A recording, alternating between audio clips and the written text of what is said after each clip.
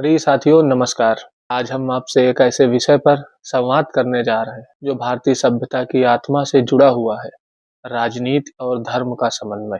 यह मात्र एक विचार नहीं बल्कि भारतीय प्रयोग है जो कि हजारों वर्षों से हमारी मिट्टी में यूं ही अंकुरित होता बार बार नए रूप में जन्म ले रहा है। जब धर्म और राजनीति अलग न थे, भारत का आरंभ ही धर्म से होता है, क्योंकि मनुष्य और सत्ता की मर्यादा तय करने वाले आदर्श से होता है। यह धर्म कभी केवल पूजा पाठ नहीं था, यह जीवन की नीति थी, नीति का जीवन था। राजनीति का पहला सूत्र श्री राम के समय से ही है। राजा का धर्म प्रजा की भलाई में निहित है। राजा ही तो वह साधन है जो सत्ता को अहंकार से और समाज को अराजकता से बचाता है। महाभारत में भी नीति और धर्म का अनोखा संगम दिखाई देता है। भीष्म पितामह शासन को धर्म की कसौटी पर परखते हैं तो कृष्ण बताते हैं धर्म स्थायी नहीं, संदर्भ निष्ठ है। यह वही दृष्टि है जो राजनीति में एक जीवंत नैतिकता भरती है। कि एक दृष्टिकोण यह भी है, जब विभाजन हुआ परंतु जब आधुनिकता आई तो पश्चिम विचारों ने हमारे मस्तिष्क में एक नई रेखा खींच दी। उन्होंने कहा धर्म निजी है, राजनीति सार्वजनिक है। पर जिस देश की रगों में गीत कर्म और आस्था तक एक दूसरे में घुली हो, वहां एक विभाजन कृत्रिम था। तथाकथित सेकुलरिज्म का तात्पर्य जब समरसता के बजाय संकोच बन गया, तब राजनीति आत्महीन और धर्म निष्प्रभावी हो गया। पर्यावरण, न्याय, नारी, शिक्षा, सब प्रश्न तभी दिशा पाते हैं जब उनके भीतर एक धार्मिक यानी नैतिक दृष्टि हो जाती है। राजनीति यदि केवल सत्ता का खेल बन जाए और धर्म केवल अनुष्ठान हो, तो दोनों ही समाज को अंधकार में ले जाते हैं। समन्वय का अर्थ यह नहीं कि मंदिर में मंत्र पढ़ते हुए संसद चलाई जाए। समन्वय का अर्थ यह है कि निर्णय में नीति हो और नीति में करुणा हो और करुणा में साहस हो। राजनीति को चाहिए धर्म का विवेक, ताकि उसका लक्ष्य सेवा बने, सत्ता नहीं। धर्म को चाहिए राजनीति का यथार्थ, ताकि वह जीवन से कटा हुआ न रहे बल्कि जीवन को नई दिशा दे। एक उदाहरण ही ले लीजिए गांधी जी का। उनकी राजनीति आस्था से जन्मी। सत्य और अहिंसा उनके चुनाव नारे नहीं बल्कि आत्मा के संस्कार थे। उसी प्रकार लोकमान्य तिलक ने रामायण और गीता की व्याख्या करके स्वतंत्रता आंदोलन को धर्म मूल से जोड़ा।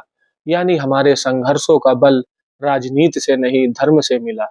पर धर्म का अर्थ था मानव की मुक्ति, ना कि संप्रदाय की जीत। जहाँ नीति से मिले नीति की दृष्टि, वही धर्म कहलाता है।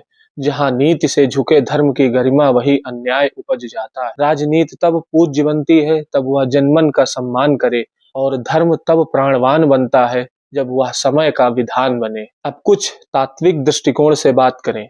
धर्म का मूल अर्थ है धारण करना, वह जो समाज को थामे, जो मनुष्य के भीतर के असंतुलन को संतुलित करे। राजनीति का मूल है जनहित नीति, यानी सामूहिक गति का नियमन। जो धर्म आत्मा का अनुशासन है और राजनीति समाज का अनुशासन है। जब आत्मा और समाज एक दिशा में चलते हैं, तब धर्म और राजनीति का समन्वय होता है। अरस्तु ने ठीक कहा है।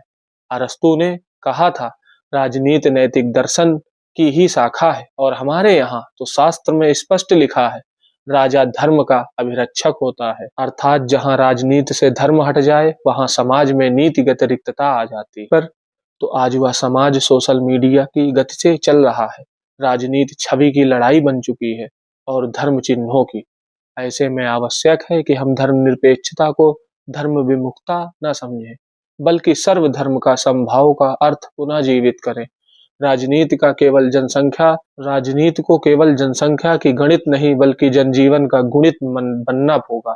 धर्म को केवल मत का जाल नहीं बल्कि मतभेदों में ममता ढूंढनी होगी। कि आज का युग पूछता है, क्या धर्म राजनीति को दिशा दे सकता है बिना उसे बांधे? उधर से उत्तर यही मिलता है, हाँ, जब तक धर्म आत्मा का है और राजनीति सेवा का माध्यम बनी रहे। धर्म वह दीप है जो राजनीति का राह रोशन करता है, और राजनीति वह पगडंडी है जो धर्म के प्रकाश को समाज तक पहुंचाती है। लेकिन वर्तमान के समय में इतनी दयनीय स्थिति आ चुकी है कि राजनीति बिना धर्म के और धर्म को बिना राजनीतिकरण से समझा ही नहीं जा सकता, और उसको किसी भी प्रकार से आगे बढ़ाया नहीं जा सकता। कि राजनीति बिन धर्म दिशाहीन शक्ति है, धर्म बिन राजनीति निराश्रय मति है।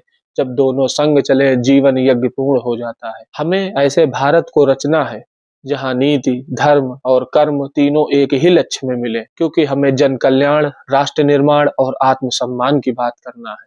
धन्यवाद। जय हिंद, जय भारत।